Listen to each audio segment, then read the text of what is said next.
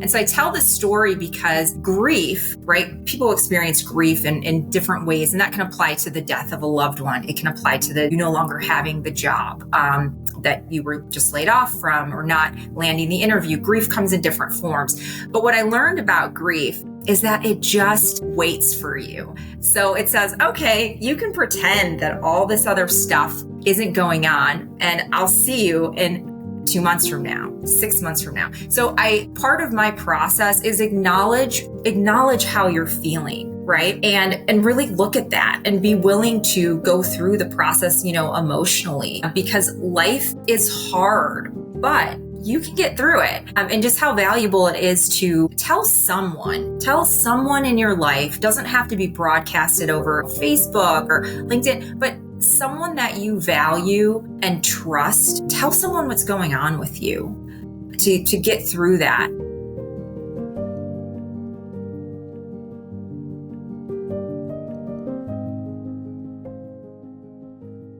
Hello, everybody, and welcome to another episode of the Job Seeker's Journey podcast. This is the 20th episode, and being that it is the 20th, I've had some time to sit back, think of all the amazing guests that I've had so far, contemplate on who are some great guests that I'd love to have coming up, and just reflect on the amazing journey that it's been to this point. Well, today is no exception. Today's guest is Stephanie Holman. When I reached out on LinkedIn and asked for some experts, Stephanie was someone who got recommended to me. And from the moment I started talking to her, I knew she was going to be an amazing guest, and she delivers. Stephanie is someone who I love talking to in that she has been on all sides of the job search journey. She's been in a job search. She has been searching for her next opportunity. And she's been on the other side where she's currently a recruiter at a great company and sits on the other side of the table when candidates are coming to want to work at the company that she's at. One of the things I love about having guests is when they are passionate about something. And Stephanie came to me with this topic and she was excited, and I love that. So without further ado, here is my conversation with Stephanie Holman.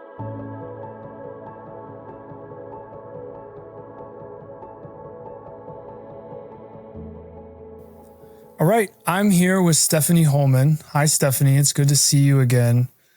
One of the things that I have loved the most about doing this podcast is just the little mini network that kind of has started to form, and me being able to just put a post out on LinkedIn and say, hey, I'm looking for people that know a lot of stuff about job search and is an expert in this field, because I'm clearly not. And you were one of the people who got recommended to me, I believe. And then we got to meet, and we've talked a couple of times. So, and I also love when I have kind of that initial meeting with that person, and that person is very passionate about something. I get really excited about that because I know that you have a lot that you have to say about this. So I'm really excited about today. But before we get into this topic, I want Stephanie to give you a chance to introduce yourself and what you do and all of that before we get going. Yeah, absolutely, Bradley. Thank you so much for having me. And like you said, I am super passionate about recruiting. So for those that don't know me, I'm actually a technical recruiter in the cleared space. I work for a GovCon company. And so what that means is I'm reaching out to job seekers, or speaking with job seekers, or sharing information with job seekers every single day, multiple times a day. And I was so grateful when you reached out and wanted to kind of collab, on this episode and touch something that's close to my heart, which is the mental health side, right, of job seeking. It can be very taxing. And so I want to give you and those that are listening in your audience just a little more of my perspective, because I've been through it too, right? I think people don't always realize recruiters have been through this process. So we'll get into all of that, but just thank you so much for having me. Yeah, of course. I mean, you're seeing that a lot. I know towards the end of last year, there seemed to be a lot of recruiters that were either let go from companies. There was a big turnover in HR at the end of last year too. So obviously recruiters and HR people are not immune to be having to go through this search. So yeah, that makes a lot of sense. And it was interesting because one of the first episodes that I did was with a psychologist, a coach, and we talked about the psychology, but it was a great episode, but it was also very like clinical. So I love the fact that we're going to talk about this in another way. So when we are kind of talking about taking care of yourself, and we can almost start from that day that you find out that it's your last day. It's normally really shocking unless you've done something to earn being let go. Sure. And it's pretty egregious, but it's always shocking. Even if you see it coming, it's a shocking day. So, I mean, what do you think when we start on this journey of being on a job search, what do you think is some of the first things we should do in mental wellness and starting to take care of ourselves to ensure that we're ready to embark on the journey? Yeah. So I actually, I love storytelling. I love human stories. And one thing I want you and your audience to know about me, especially as a recruiter, I've been laid off, right? I've gone through that. And so have a lot of other people. In my personal situation, I worked for big tech, and I was in one of the first waves of 18,000 people that were laid off. Now, going into that situation, me and my teammates, we did have an idea, right, that we might be impacted months beforehand. Right. And so what I chose to do was to take a hard look at that. I think as humans, we have a different reactions, right? Number one, most people don't want to be impacted. So you can bury your head in the sand and hope that you're not impacted. Then there's others like myself who are like, okay, I need to look at this, right? And think about how this is going to impact me, what comes next, and kind of break that down. Easier than said, right? It can be very overwhelming. What worked for me in my situation was going kind of step by step, small pieces every day to better prepare. So what does that mean? It means that I already had my LinkedIn exit message drafted, right? I could chew on it emotionally as I was writing it, but then I could come back to it days and weeks later to look at it through a more, let me see how I want to say this, a less emotionally heightened state, to where I could look at that LinkedIn exit message and go, okay, does this represent who I am as an employee, right? So that was part of my process, just like emotionally dealing with, okay, the leading up to, am I going to be impacted? But I will tell you, there's no step-by-step guide. People that like really actually know me in my personal life, they know I'm pretty positive, upbeat, like glasses half full. You will not know how you feel, until you've been impacted. You won't know. Mine was still a sense of just shock, a little bit of like, whoa, my computer's shutting down in 10 minutes. I have to give this stuff back. And that is, it's hard to go through that emotionally. And I think the only way that you can get through that and on the other side is just that, going through it, right? But you have to be you have to be in tune with yourself just individually, and be willing to feel those feelings. And nobody wants to feel sad, or mad or whatever. But you have to be willing to have that conversation, with yourself and sit in the uncomfortableness. Yeah.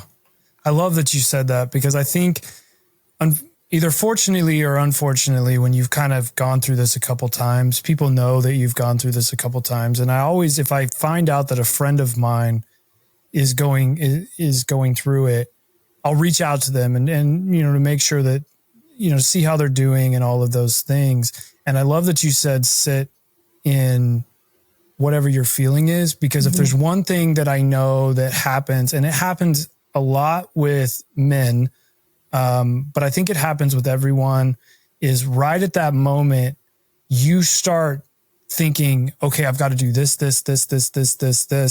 and you don't process what just happened. You don't sit in whatever emotion you have. You just kind of push it down.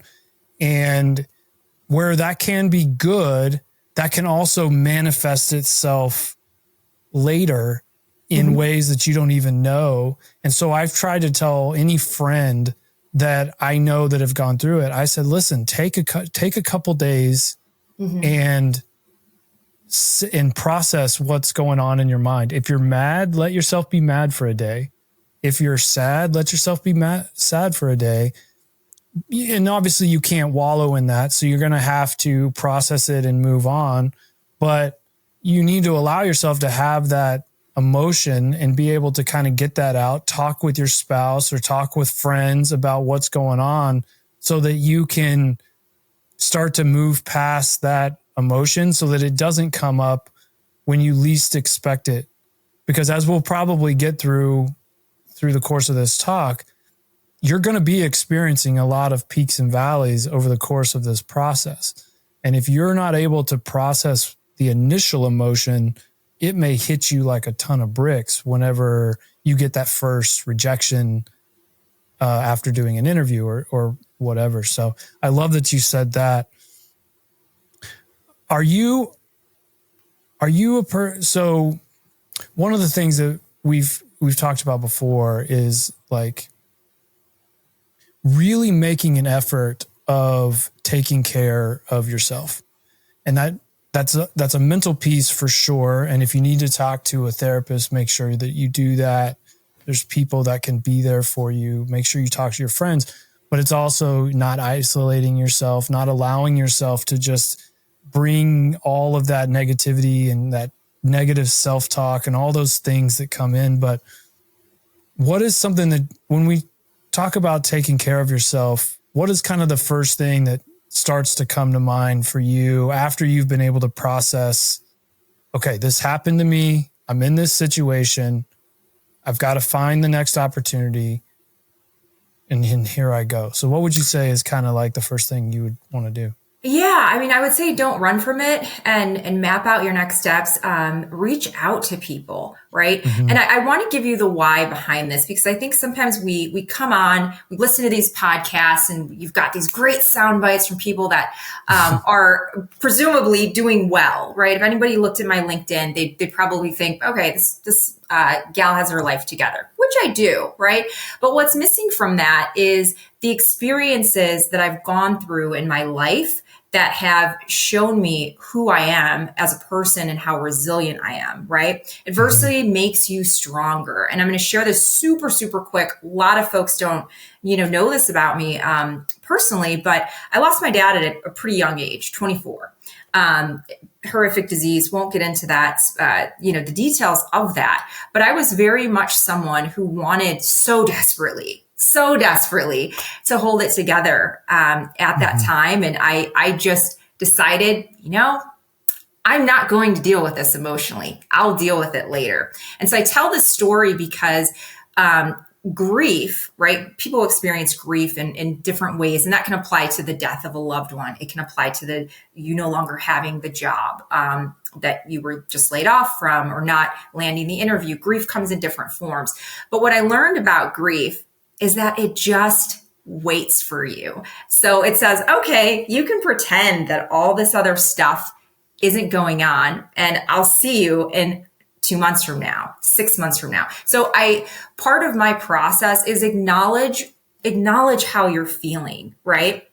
And really look at that and be willing to go through the process, emotionally, because life is hard, but you can get through it.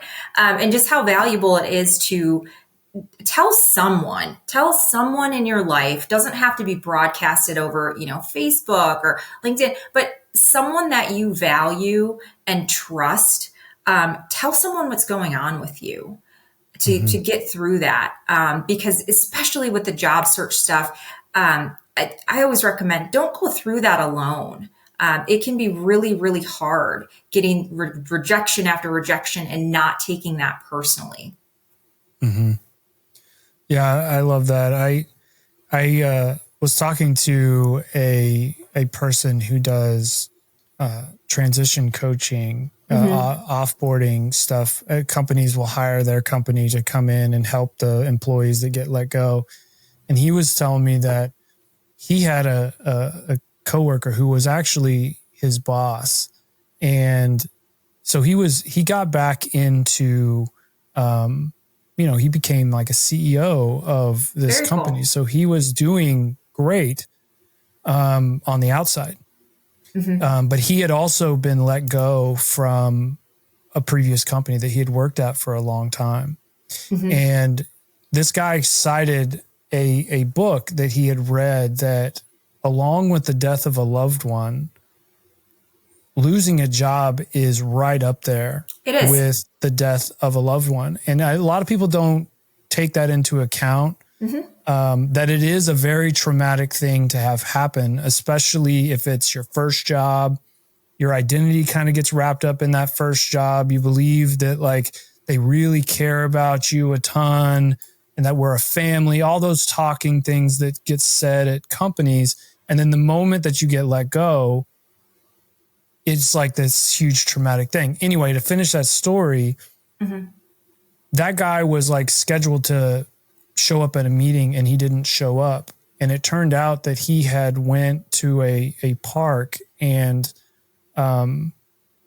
committed suicide. And they found out that even though he had been through deaths of loved ones and other things, the thing that he cited in his note was the loss of that job and the fact that he couldn't get over that initial loss, even though he had became the CEO of another company. So it's obviously a big deal, and it's something that needs to be acknowledged, not dwelled on, because then you can really start to wallow, but it needs to be acknowledged and know that it is a traumatic experience. But I'm sorry. The loss of a job, I mean, it can shake you to your core. And as you were telling that story, I'm thinking in my head, I know where you're headed, Bradley. Like not you personally, but I know that the ending of the story is not going to be good. Right. Yeah. And so that's why I share something so deeply personal to myself to say like, hey, you can survive almost anything, in life. But you need to reach out when you know it's getting too much. You need to reach out, get help talk to somebody, go to counseling, do what you need to do to get back. But definitely, there's some things I talk about with setting boundaries with job hunting. So establish a specific amount of hours that you want to put in per week looking, right? I think some of us, when we're unemployed, we can just drive ourselves crazy with nonstop applying. It's all you're thinking about. You're applying, late into the evening, you're applying on the weekends. You got to find a balance. I'm not the queen of balance. What works for me might not work for somebody else, but make that a structured part of your day, because it can get out of hand really quickly. And then, you might just kind of spin mentally with just being so hyper-focused on that. Yeah. Yeah. And I've loved the idea of, taking the time, make a list of target companies you want to go for. If you have a dream company, if you know of good companies that you would like to look into, if you have maybe a pipe dream company that you're like, gosh, if I could work at Apple, or if I could work at whatever the company may be, and then setting those sights on something. I know there's a statistic out there that if you make a list of things to shoot your sights to, you have a far greater percentage of landing at one of those places than if you just throw your resume out willy-nilly. And the other thing that I've heard that I think really does help in a lot of ways is if you're able to eventually look at the situation objectively and look at if you have any way of being able to take some ownership in the situation. I don't mean blame yourself for what happened, but kind of look into the situation and said, man, maybe I could have contributed in this way of, maybe I didn't continue my education in this position as much as I would have liked to. And if I could have done that and that could have helped me, or now I can do it now while I have some time to learn and grow. But just being able to take some of that ownership, it changes your focus of how you look at a situation. It's less about they did this to me, they laid me off, they put me in this terrible situation. Financially, I'm hurting. I'm doing all these things, and it changes to here's what I've learned from this. Here's what I could have potentially contributed to a little bit. And then you're able to frame it better when you get asked about it. If you're doing an elevator pitch to somebody, if you're in an interview, it's easier to frame it in a more positive way when you have looked into, I could have contributed to this in this way. Doesn't mean it was your fault. It just means, hey, I can learn from this. And now when I come to the next place, I'm better off for it. And I can thrive in this place because of what I've learned here. Now you have a different mindset and you're able to frame it better. Yeah, absolutely. The only add-on that I would have there is watch what you say to yourself. Watch what you say to yourself. We have the loudest voice in our heads, and we are often very self-critical and negative when it comes to ourselves, right? And you got to control that loop. I talk far worse to myself than anyone else, right? And would I speak the same way to someone else, a best friend of mine? No, I wouldn't. And that's something I'm acutely aware of, is like, no, I'm going to treat myself like my best friend. So when you're going back, like you're saying, and having those points of reflection to really think about, okay, what occurred, right? If we're talking about a layoff or whatever, and kind of figuring out how to tell that story, really make a mental note. If you are being very negative and hard on yourself, stop it. Absolutely stop it. It's not going to serve you to do that. Yeah.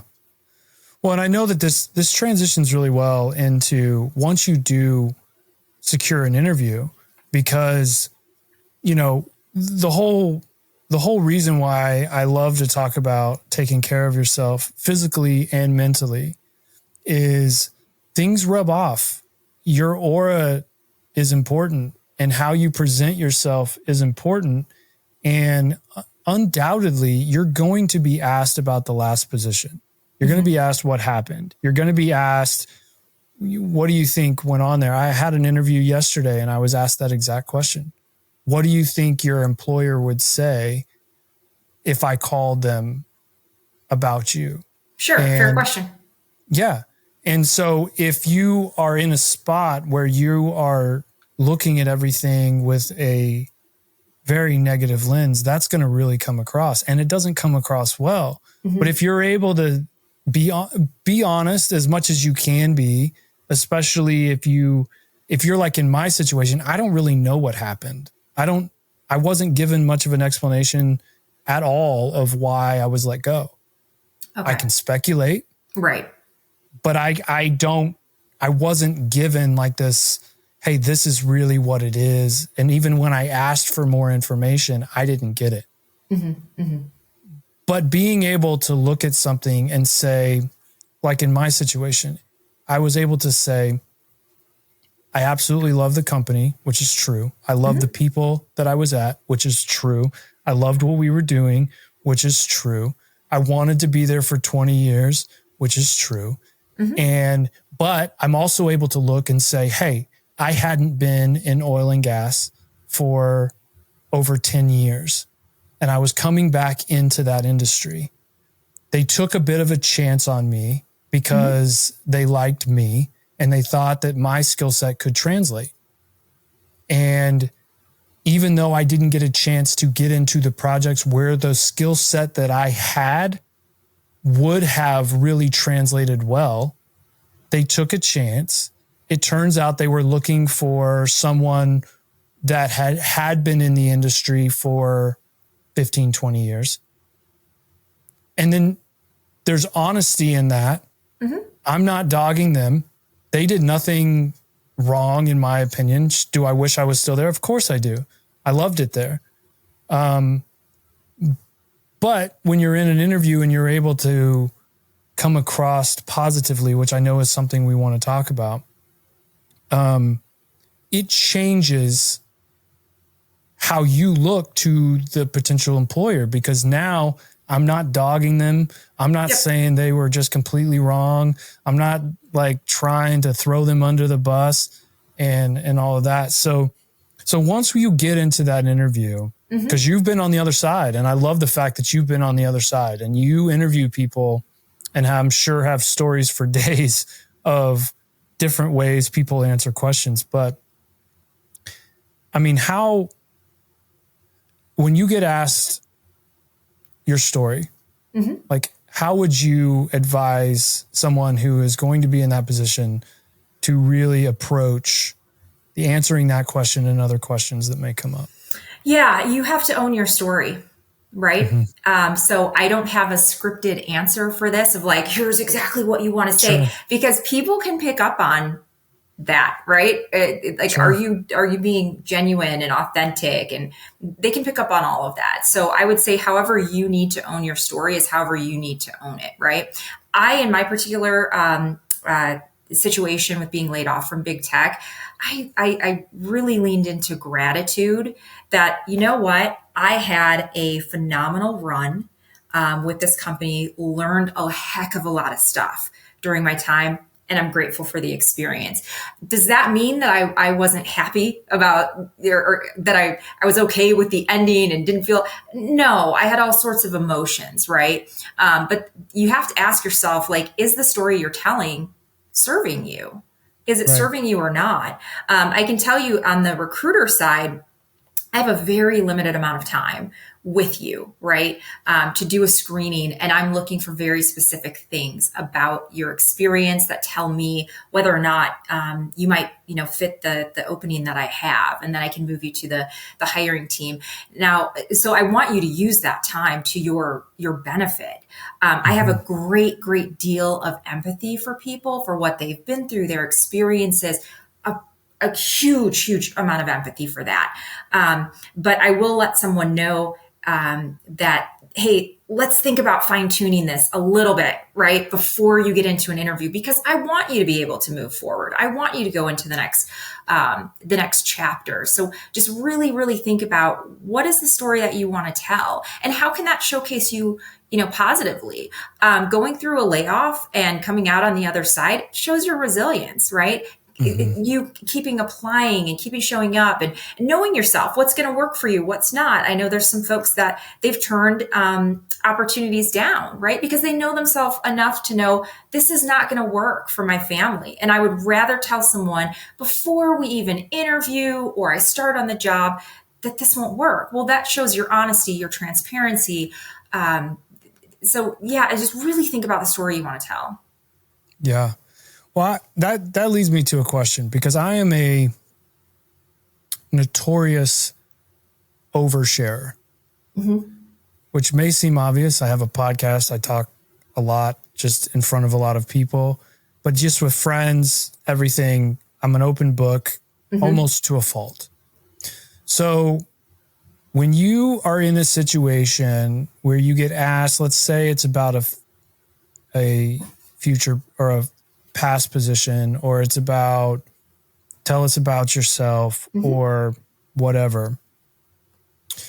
Is there what do you think that line is of honesty, of I'm being honest with you, but I'm also not oversharing with you to the point that I'm taking up too much time. I'm doing all those things. So what do you think that line may be? Yeah, I think if you're a job seeker and you're going into a call with a recruiter, right? Number one, how much time do you have? And be mindful. Take a mindful pause before you get on that call. If you have to, grab a piece of paper and write down these are my 5 goals that I want to get to during this call. So you are being intentional with your time. What specifically do I want this person on the other end to know about me? And I think in that process, you're going to narrow down very quickly to the most important parts of your story. Now, to your point of oversharing, guess what? I'm an oversharer too. I love to talk too. Surprise. But one thing I would just want folks to keep in mind is perception is not reality. And regardless of what we share and how we think it's going to come across, someone's perception of that may be far from reality. So if you know you are someone who overshares and gets really wildly into the details, then again, that having that list of things that are most important for you to talk about is going to keep you on point during these engagements, right? So it doesn't go completely off the rails. If you're doing a video call like this, for example, sometimes people are worried about, what if I have like notes, or what if they say, I don't care. Come onto the call and say, hey, I'm super, excited to talk to you about this, to hear about this opportunity. I hope you don't mind. I just wrote down some notes that I can refer to on questions that I have. Great. You know what that tells me about you? Number one, you're excited and you're prepared. Cool. Yeah. Yeah. And I'm also curious about this because I've experienced this a couple of times now. Mm-hmm. And I actually think that it's gone really well, which is I have a pretty good idea. I've been to the final round of interviews this time 4 times. So I've had quite a bit of interviews at this point. I have a pretty good idea what kind of questions are going to be asked of me in initial interviews as we move through past. And one of the things that comes up on my resume a lot is that I've had some short stints, especially recently, and things like that. And I have found that because I know that question is potentially coming, I have brought it up a couple of times myself. Smart. And I said, I know that you'll see some short stints. Here's the reality of that situation, and kind of gotten out in front of it. And what I found is when I've done that, a lot of times the response I get is, oh, okay. But if the question gets asked to me, the tone is different, because now they're not asking it necessarily in an accusatory tone. I have had that once, but sure, they're not necessarily asking that, but the tone of that is different, to where it's almost as if you are defending what happened, but without being defensive. So what do you think about things like that? If you know that question could be coming, you look at your resume, you have some short stints, you have a long gap. That's another one that people talk about a lot. What would you say is the best approach for things like that? Yeah, I think you hit it head on. Be prepared, right? The core of why a company or hiring manager would be interested to know more about short employment stints, right? Or gaps, is because they are trying to evaluate if you're someone that's going to come in and are we going to be able to retain you? That is the core of it. I think you're extremely smart for just going at that head on and giving whoever you're talking to, the recruiter, the interviewer, giving them context, because some of those short tenures could have been completely out of your control, right? So that would be my recommendation, is to just lean in and have that conversation. Right, to fill in the blanks. Yeah, I love that. I think, like I said, it's only been a couple of times that I've thought to do that, but I just noticed I had an interview yesterday, and I did that. It wasn't something I had even planned on. It's just, it came up organically in the conversation that I said, I get asked about this a lot. Here's the explanation. Yeah. And it just went, it kind of almost was, I don't want to say underwhelming, but it was just something like, okay, I've addressed it. Now we can move on. Yeah. And then it doesn't weigh on you of like, oh, right. you're going to ask me this and you're freaking out. Your heart rate's going up. The other thing I want to add here too, these conversations aren't perfect. I think I'm pretty good at what I do and how I approach things tactfully. Not everyone is, right? Folks are on, their own journey, right? As a professional. So they might not approach this in the most tactful way. And I think that's where you as a job seeker can take some of your power back, right? If someone does have not a great tone, or they send you weird vibes, maybe that's not the place for you. And that's okay, right? You're in the driver's seat with this as well. So really kind of pay attention to that. When I was, after I was laid off, I was very fortunate to have a good number of interviews, and most of the companies, they weren't tone deaf to what was going on in the industry and market. They were following these, layoffs very closely. But there was one in particular that I'll never forget, a hiring manager who said, well, if you were such a top performer, why'd they let you go? That doesn't make sense, right? And so I answered that question as best as I could, but also note you're tone deaf. You have no idea what's going on. And it just kind of came across accusatory, and, it was a weird vibe that I didn't like. Right. Right. And I also have loved hearing, and I think it's important for job seekers to know, is like, you're going through a job interview and they're trying to decide if they want to make an offer to you, but you're also in some ways interviewing them to understand, do you feel like it's a good fit for you? And I know, like, the only job that I've ever left because it was a not good fit is the one job that I didn't think of that information beforehand. I took the job because I felt like I needed a job. And I know that there's a lot of situations where that may be the case, but I didn't think about what you were just mentioning of, is this the right fit for me?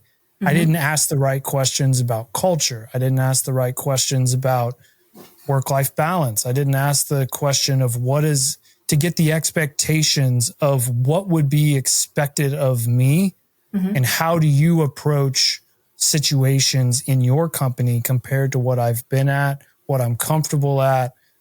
So, understand that you do have, as a job seeker, you do have some power here too, in that you are interviewing them too. So if something strikes you weird, don't dismiss it. Maybe ask a question about it in a not accusatory way, and in a way that's just having that conversation. But I love the idea of job seekers also taking some of that power for themselves and understanding, like, even if we get to an offer stage, like, you're not required to take it.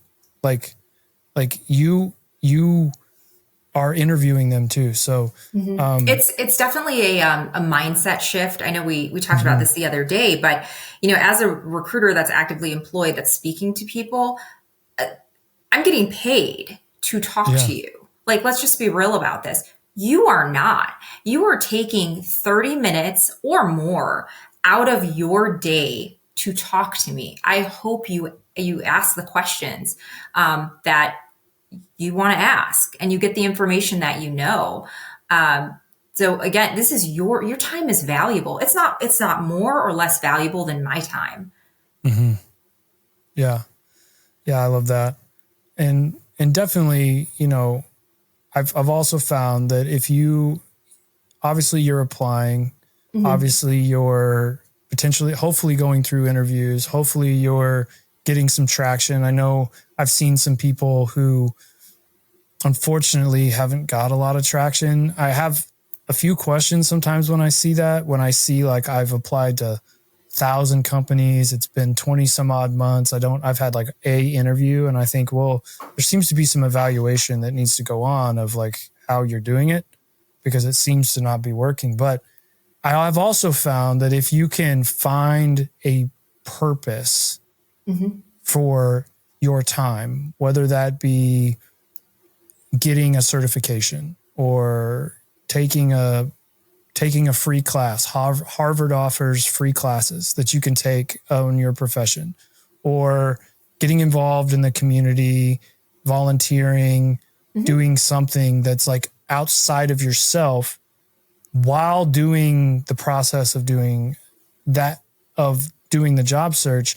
That does come across very well because now again, your aura is different.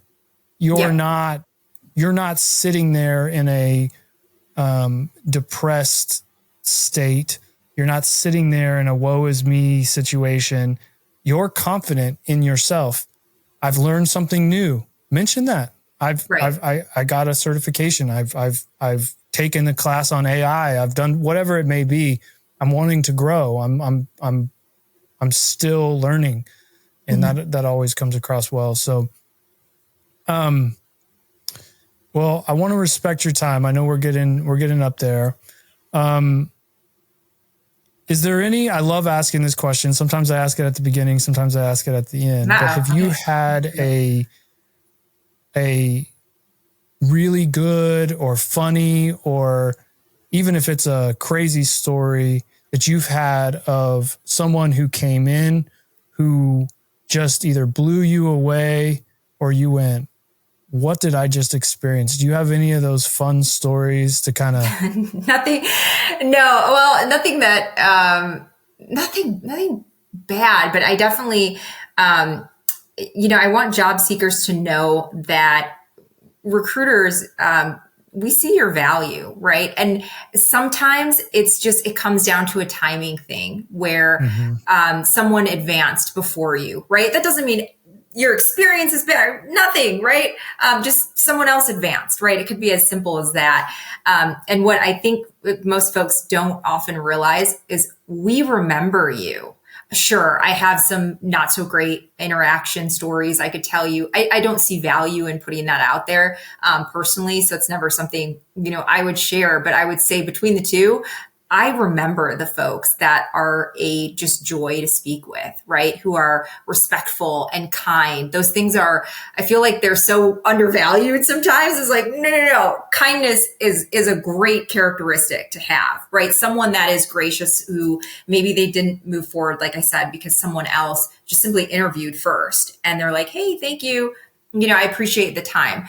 I remember those candidates, and I've had quite a few who they didn't make it on the first try. And guess what? They didn't make it on the second try either. They made it on the third. So I always say we are all walking down like our own hallway in life, personally and professionally, right? You're there, you're in the hallway. There's multiple doors down the hallway. The first door doesn't open. Okay, keep going down the hallway, try a different door. Eventually it's going to open. So not everyone's path is linear. Not everyone's first application results in, an interview, an offer, and great success story. That is, I would say that's a small percentage of people, but most of the folks, they stay at it. They stay motivated. They keep applying. So, that's my answer to that question. No, I love that. And I'm pretty convinced that there's at least a couple jobs that I have ended up getting by just following up. There was one that I followed up weekly, knowing full well I had a pretty good indication, even though they didn't send me a rejection. Which does kind of stink. You do wish that you would at least hear, hey, you just didn't get know where this. you stand. Right. It would be great, but that's not where we're at with a lot of companies nowadays for some reason. It's just, I don't know, maybe they don't have time to send it. Maybe they just don't feel the value in that. But there has been at least one that I can think of where weekly I was reaching out because I hadn't heard anything. And I was simply saying, hey, just wanted to follow up. Is there anything else I can provide you? Blah, blah, blah, blah, blah. And about a month and a half, 2 months later, all of a sudden I had an offer. That's fantastic. And it wasn't for the position that I originally applied for, but it was for a similar position. And I had that in my mind. I knew that I didn't get that one because it went really dark. And typically when companies go quiet, that's not good news. Right. But I didn't hear no. And I didn't hear we're not interested. And I did get a job from that. So I love that you said, kindness and follow-ups. And it also shows that you want it. Like you want the work there. And it might not just be a flat out no, never. It might be just a no, not right now. And I know there's a lot of companies out there that prohibit recruiters from giving explicit feedback right after an interview. And part of that's just legalities and whatnot. But what you can ask a recruiter is, should I keep applying? That's an okay question to ask. Should I keep applying? Right? Because there might be another door. You might be able to pivot somewhere else. Like in your situation, an opening came up and it sounds like, you went to an offer. Yeah. Another project came up. It was a consulting company. So another project came up. They had another need for a resource and my name was just constantly in their inbox and I was constantly in the forefront of them. And eventually they said, I didn't even have to go through another round of interview at that point because I was still on the forefront of their mind. And it just became, okay, well, we're going to offer him. So very cool. I love that.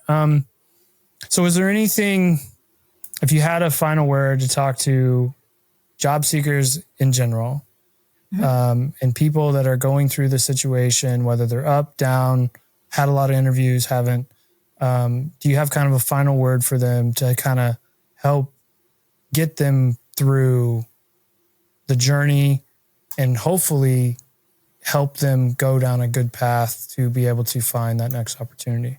Yeah, absolutely. I have a lot of words, a lot of words on this one.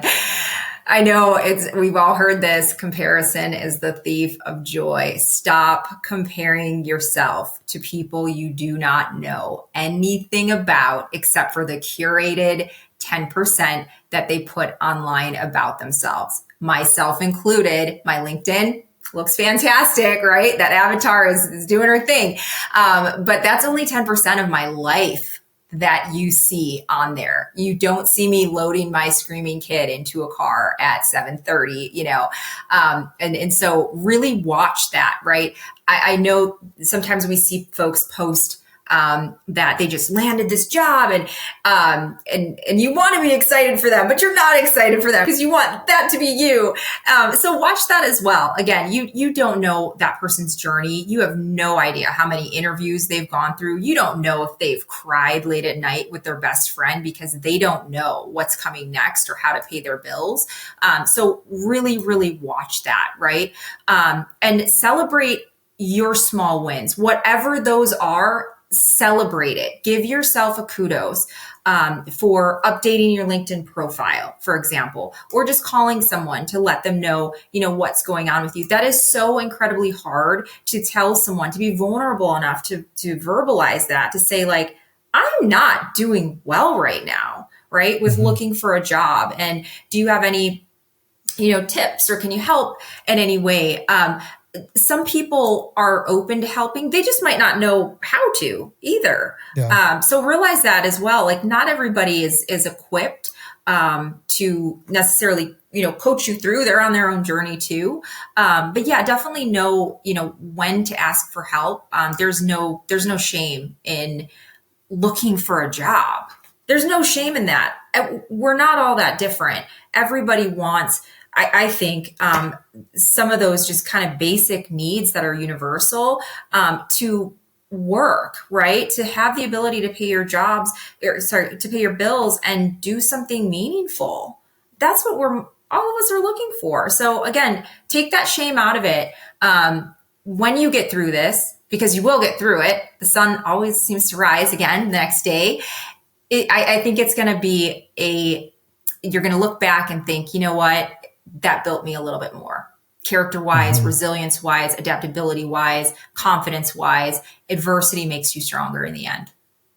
Yeah, I love that.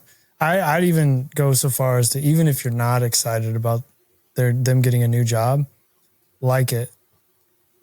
Hit that like button, say congratulations, do those kind of things.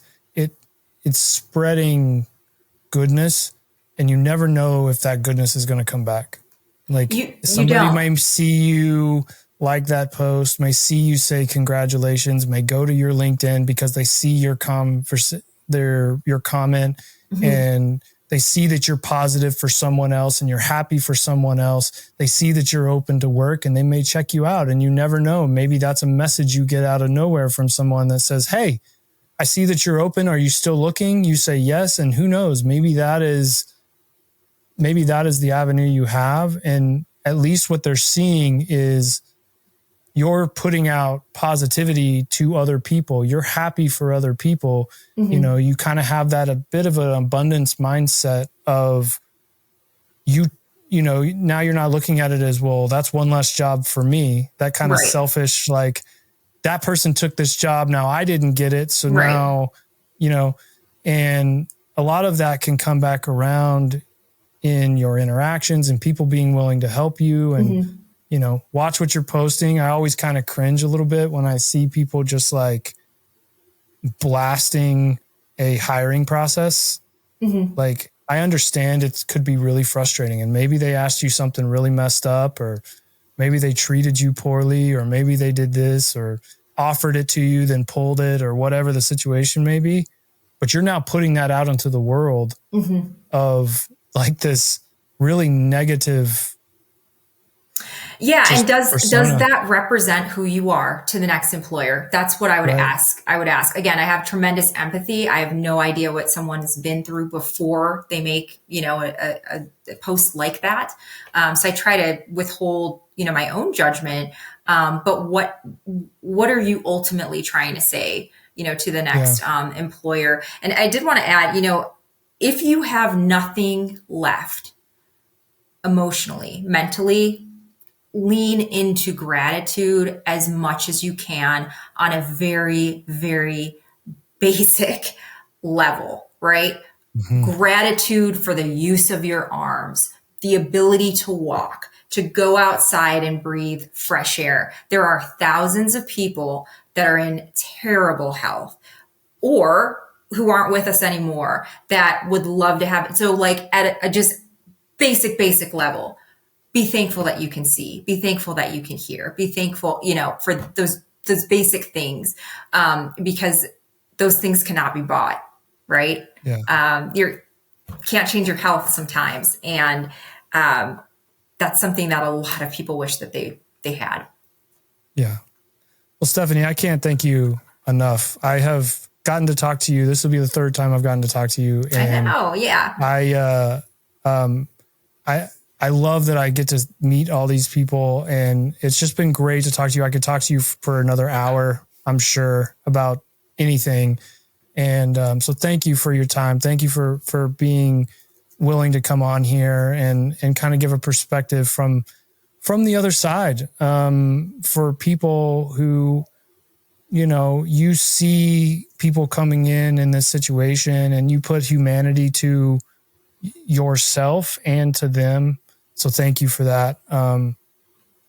And I really hope to get to talk to you again about, we can find anything, I'm sure, to go back and forth on. Bring out the list. Yeah. Yeah. I hope to have you back here shortly, but man, thank you so much for you're so welcome. Thank you for having me. This is really important what you're doing. And I always tell people this. I'm proud of you. I'm proud of you for doing this, for putting yourself out there to help the next person, because you do not know who's watching and who this will help. Hopefully you'll get some feedback.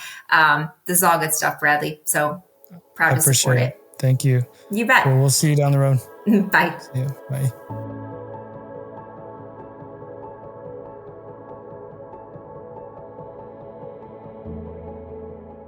Well, that'll do it for this episode of the Job Seeker's Journey podcast. I want to thank Stephanie for coming on. I want to thank her for her candor, for her great conversation, and for, quite frankly, I already consider her a friend. I really hope, as I mentioned to her probably a couple times in my interview with her, I hope to have her back. I hope to talk about more things, because I could talk to her for hours because I enjoy it that much. This podcast has been an amazing labor of love for me. I have learned a lot in that I am going through a job search currently as well.